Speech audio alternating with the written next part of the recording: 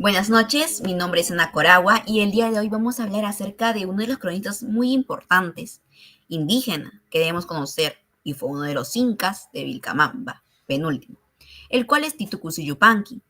Fue hijo de Manco Inca y nieto de Huayna Cápac. Recordar que su vida ha sido marcada por procesos dramáticos. Uno de ellos fue la conquista española, como bien sabemos, y la resistencia inca que estaba en Vilcabamba. Pero más allá de hablar de la biografía de Titu y todo ello, nos vamos a centrar en lo que Titu nos quiere dar a conocer. Por ejemplo, es de instrucciones al licenciado Lope de Castro. Titu nos deja algo el cual nosotros podemos valorar como cultura, el cual es este escrito. Pero recordar que Titu no lo escribió, sino hubo una mediación. Por eso es que yo pongo en mi tema mediación escritural en la instrucción de Titu Cusi Yupanqui. Porque esto fue dado de manera oral. Titu le contaba esto a un fraile, el cual se va a convertir en su traductor, ya que traducía del quechua al español, y había un escribano, el cual era Pando. ¿Ok? Este fraile, quien es Marcos García, lo traducía, y obviamente podemos decir que en la traducción puede haber cosas que anuló o puede ser que no lo haya traducido completamente. Y puede ser una visión muy distinta, o puede ser que también le haya agregado parte de su visión occidental. Entonces, sabiendo esto, nos vamos a entrar en la mediación escritural de instrucciones al licenciado Lope García de Castro. Bueno, para iniciar esto, vamos a ver acerca del propósito, ¿no?, de instrucciones. Uno de ellos, según mi persona, es la reafirmación de la autoridad inca. ¿Por qué esto? Sabemos que a través de instrucciones, Titu se presenta como un líder legítimo y un representante de su pueblo. Al narrar su historia y la de los incas, busca reafirmar su autoridad y de su linaje, lo que le otorga un estatus que los colonizadores deben reconocer. Esto es fundamental en un contexto donde la legitimidad de líderes indígenas está entredicho. Entonces, Titu nos quiere pues decirnos, acá estoy presente, y demostrarnos que el poderío inca aún debería estar y llegar a un acuerdo más que nada de paz. Titu, a lo largo de instrucciones, lo que puede hablar oralmente, nos muestra esto. Si bien sabemos que la obra está dividida en tres, no lo había mencionado, pero es necesario mencionarlo. La obra está dividida en tres momentos, por así decirlo. Uno, primero, que es la historia de Atahualpa, el cual es el tío de Titu, la vida del padre de Titu, quien es Manco Inca, que es muy nostálgico al momento de leer. Y después, por último, en las últimas páginas, luego 10 a 11 páginas, que puede ser que habla de su vida, de la evangelización y la conversión de Titu, ¿no? Recordar que Titu va a ser conocido como Diego de Castro porque se evangelizó, ¿no?, al cristianismo. Luego tenemos la negociación de poder.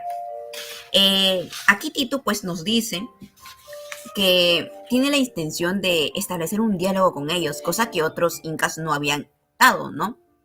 A través de instrucciones, busca negociar la posición de su pueblo y abogar por sus derechos, intentando encontrar un terreno común que permita la coexistencia política entre incas y los españoles.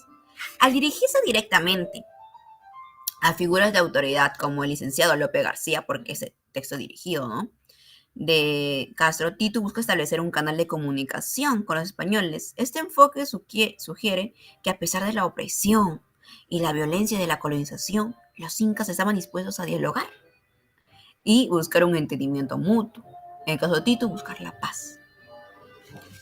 Y ahora, si nos centramos en la obra, por ejemplo, el primer capítulo donde nos habla, ¿no?, cuando la llegada de los españoles, los incas los consideraban como huiracocha, como dioses, ¿no? Por cómo traían sus vestimentas, por cómo venían, sus cabellos y todo eso. Es muy importante conocer este punto de vista. Luego de hablar acerca del propósito, nos vamos a dirigir a la carnecita, se podría decir, que es la intervención de Fray Marcos García y su influencia en el texto Instrucciones. Ok, desde mi punto de vista, él es un mediador cultural. Como bien mencioné, este fue un fraile el cual tradujo la obra que estaba en quechua a español. Y al momento de traducir sabemos que puede ocurrir varias cosas. Por ejemplo, puede poner una parte de su visión del fraile y anular un poco la de Titu, o a veces no traducirlas por completo. Y a veces esas traducciones que no las vuelve al español puede tener un alto valor que Titu quiere dar a conocer a los españoles, y cosa que no puede hacerlo porque a veces hay eso, ¿no? Por el tema del fraile. Bueno, como mediador cultural. Fray Marcos García actuó como mediador entre el mundo andino y el español. Su papel no se limitó a una simple traducción. Él interpretó y adaptó el contenido quechua al contexto español, lo que implica una intervención significativa en la forma que se presenta la narrativa. Entonces, eso significa que su visión, como mencioné, y su comprensión de la cultura andina influyeron en cómo se articuló el mensaje que quería dar a conocer Tito. Puede ser que el que hoy en día tengamos eso, que es una parte muy importante por el tema cultural, porque fue uno de los cronistas indígenas, y ver que a veces no sea lo que Titu haya querido decir y solamente ver la versión por parte del padre del fraile también es un poco como que te quedas con la gana, ¿no? Ahora, luego de eso vemos la adaptación de conceptos culturales. Por ejemplo, Fray Marcos García pudo haber adoptado contextos andinos a términos que fueran más comprensibles a un público español. Por ejemplo, a referirse a figuras o prácticas culturales que no tienen un equivalente directo a una cultura europea, podría haber utilizado descripciones o analogías que resonaran con la experiencia española, transformando así el significado oral. Por ejemplo, tenemos el concepto original de Zapa Inca. Recordemos que eso está en las primeras páginas nomás, que es 10 a 15. Está entre la página 10 a 15, donde te habla de Atahualpa. Por ejemplo, en la cultura inca, el Zapa Inca era el emperador, considerado no solo un líder político, sino también una figura divina, con un estatus que lo colocaba por encima de todos los demás. Su autoridad era absoluta y estaba profundamente enraizada en la cosmovisión andina. ¿Qué pasa con esto? Que el mismo nombre Zapa Inca no es traducido o no hay un significado. Entonces, si no traducen lo que es el significado, es acá, cuando Tito menciona a Zapa Inca, muestra la autoridad inca, ¿no? Como parte, es alguien poderoso, alguien que está en un estatus muy alto, y es el cual, pues, que el fraile no lo tradujo. Puede ser porque no quería demostrar un poco del dominio inca, ¿no? Y todo eso. Ahora, la adaptación en traducción. Fray Marcos podría haber optado por traducir Zapa Inca simplemente como Rayo Monarca, pero en términos comprensibles para un público español. Pero no capturan la complejidad del estatus divino como se podría dar y la reverencia que se le tendría al Zapa Inca en la cultura andina. Al hacer esto, ¿qué hace? Se transforma el concepto, reduciendo su significado y la percepción en la autoridad inca, lo que Tito quería dar a conocer, ¿no? La autoridad inca como en sí. Es decir, no solamente tienes acá tu rey y tu monarca, acá en mi cultura también yo tengo mi inca, ¿no? Al que es el mayor, el estatus más. Al hacer esto transformaba el concepto, reduciendo su significado y la percepción de la autoridad inca a un nivel que se alinea más con la jerarquía europea, donde el rey era un líder político, pues, pero no necesariamente una figura divina como lo es un Zapa Inca.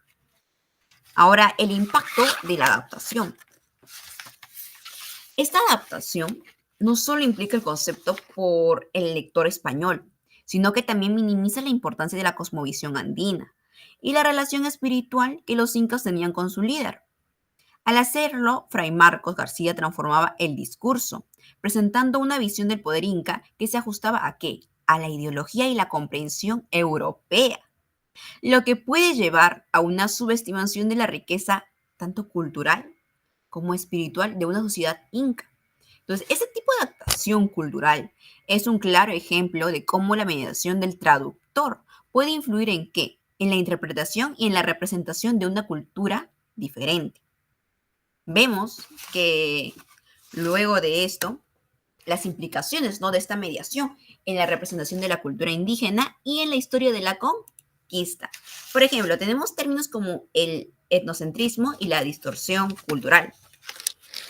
La mediación de García, al adaptar y traducir esos conceptos andinos a términos europeos, refleja un qué, un enfoque etnocéntrico que puede distorsionar la comprensión de la cultura indígena al presentar al Inca a través de un lente europeo. Se corre riesgo de simplificar o malinterpretar prácticas creencias y estructuras sociales, en el caso de Zapallinga, ¿no? Que son complejas y ricas en el significado. Esto puede llevar a una representación reduccionista, se podría decir, ¿no? Que no hace justicia a la diversidad y a la profundidad en la cultura andina. Luego de esto vemos en las construcciones narrativas coloniales. La forma en que se presenta la historia de la conquista y la resistencia indígena puede ser influenciada por esta mediación por parte de García, al enfatizar ciertos aspectos de la narrativa que se alinean con la ideología colonial, como la necesidad de evangelización o la legitimación del dominio español. Se puede crear que una narrativa que favorezca la perspectiva colonial y minimice pues las voces y experiencias indígenas. Esto va a contribuir a una construcción de una historia que a menudo ignora o puede silenciar la resistencia. Ahora, hablando, ya hemos visto, ¿no?, los términos de la mediación por parte del fraile, las implicaciones que esto contiene. Vamos a dar como quien finaliza con una pequeña conclusión. La mediación de parte de Fray Marcos en Instrucción de Tito Cusi Yupanqui representa un fenómeno complejo que ilustra las dinámicas del poder y la interacción cultural durante la conquista de Perú. A través de su labor de traducción, como la adaptación, García no solo actúa como un intermediario entre dos mundos, sino que también se convierte en un agente que moldea la representación de la cultura indígena y su narrativa histórica. Las implicaciones de esta mediación son profundas, ya que al traducir y reinterpretar conceptos andinos a través de un lente europeo se corre el riesgo de distorsionar esa riqueza y esa complejidad de la cosmovisión indígena, perpetuando los estereotipos y reforzando narrativas coloniales que legitimitan la conquista. Esta transformación de la voz de Titu, aunque es valiosa desde una perspectiva historiográfica, plantea interrogantes sobre la autenticidad y la agencia indígena en la construcción de su propia historia. Vemos eso, ¿no? Porque hay muchos historiadores que dicen que todo lo que escribió pues no tiene valor o a veces un poco, ¿no? Ya que esto fue traducido por parte del fraile, entonces hay una mediación, como se ve. En última instancia, la obra de García pues, subraya la necesidad de una crítica reflexiva sobre las fuentes historias y la representación cultural, así como la importancia de dar a voz pues, las narrativas indígenas historiográficas. Y bueno, siendo así, pues culminamos esto. Muchas gracias por la atención debida y hasta la próxima. Bye.